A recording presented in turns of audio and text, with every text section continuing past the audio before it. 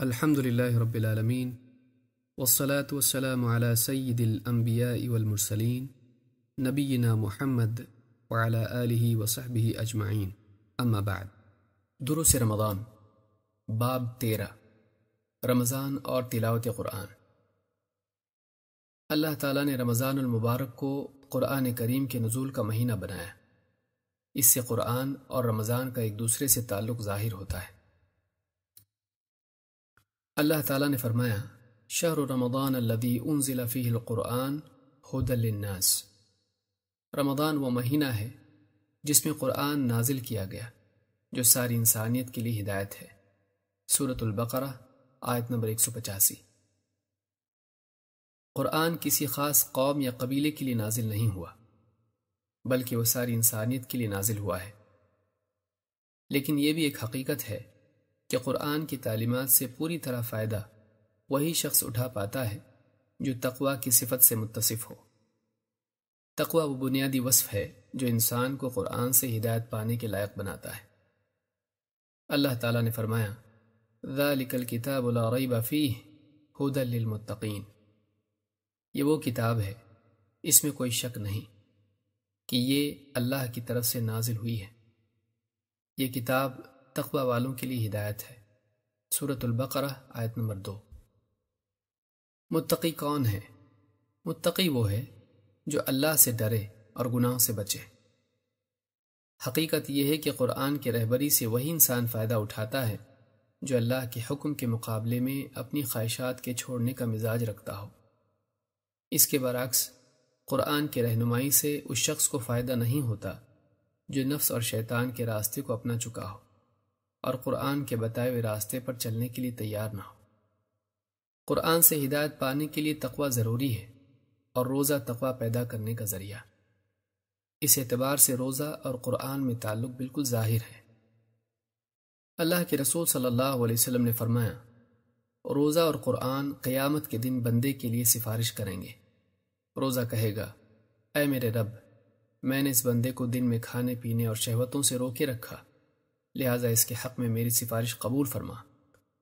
قرآن کہے گا اے میرے رب، میں نے اسے رات میں نیند سے دور رکھا، لہٰذا اس کے حق میں میری سفارش قبول فرما۔ اس پر ان دونوں کی سفارش قبول کر لی جائے گی۔ اس حدیث کو امام احمد، طبرانی، حاکم اور بہقی نے شعب الایمان میں روایت کیا ہے۔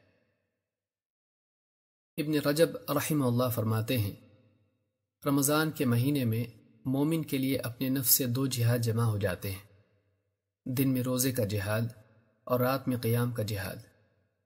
جو شخص ان دونوں جہادوں کو جمع کر لے، ان کا حق ادا کرے اور ان پر صبر کے ساتھ جمع رہے، اسے اللہ کی طرف سے بھرپور اور بے حساب اجر عطا کیا جائے گا۔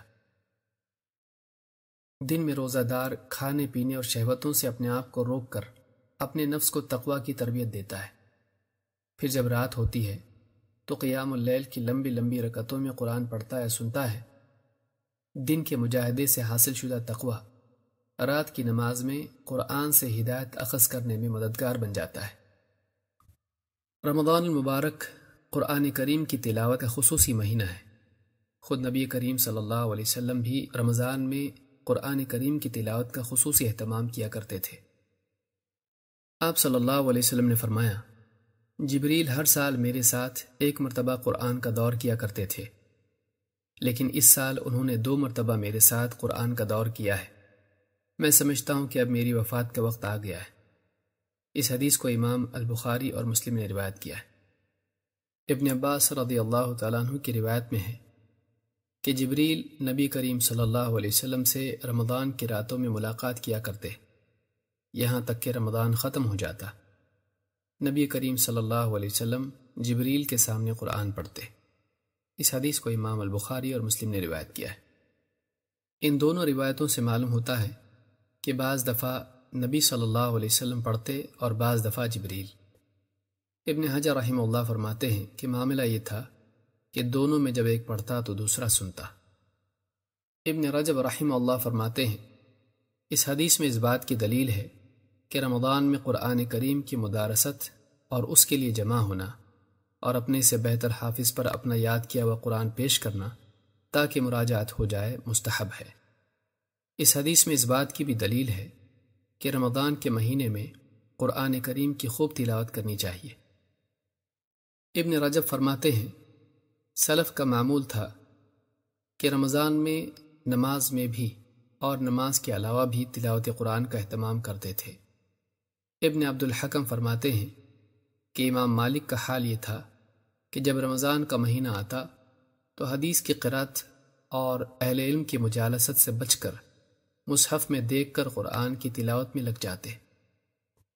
امام عبد الرزاق فرماتے ہیں کہ سفیان الثوری رحمہ اللہ کا معمول یہ تھا کہ جب رمضان کا مہینہ آتا تو دیگر نفل عبادات چھوڑ کر قرآن پڑھنے میں مشغول ہو جاتے۔ حضرت عائشہ رضی اللہ تعالیٰ عنہ رمضان کے مہینے میں دن کے اول حصے میں مصحف میں دیکھ کر قرآن کی تلاوت فرماتی، پھر جب سورج نکل آتا تو سو جاتی۔ یہ سارے آثار ابن رجب رحمہ اللہ نے اپنی کتاب لطائف المعارف میں ذکر کیے ہیں۔ اس ساری گفتگو کا حاصل یہ ہے کہ ہم فضولیات میں مشغول ہو کر وقت ضائع کرنے کی بجائے قرآن کریم کی تلاوت سے اپنے اوقات کو قیمتی بنائیں۔ اللہ کے کلام کی تلاوت اور اس میں تدبر کے ذریعے اپنے ایمان کو تازہ کریں اور تلاوت کا اجر و ثواب بھی حاصل کریں۔